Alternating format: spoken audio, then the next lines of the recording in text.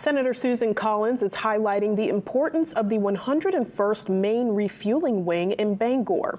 During a hearing in Washington, Collins talked about how important the Maine Air National Guard is for national defense. The current fuel cell hangar in Bangor was designed to accommodate the existing KC-135 refueling tankers.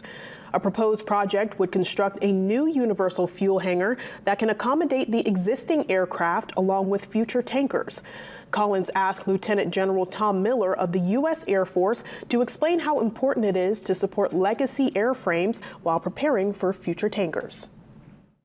I'm an aircraft maintenance officer. It's what I've done my entire life. So the maintenance on weapon systems is critical, and the fuel cell, in particular for a tanker mission, is open fuel cell, explosive-proof lighting, air handling equipment, because the mission of the airplane is to refuel other airplanes. That Agile Common Hangar that's being planned can accommodate multiple KC-46, KC-135. We have evolved in our thinking on facilities so that when we recapitalize to different airplanes, we don't have the dimensions restricted down to the legacy airplanes.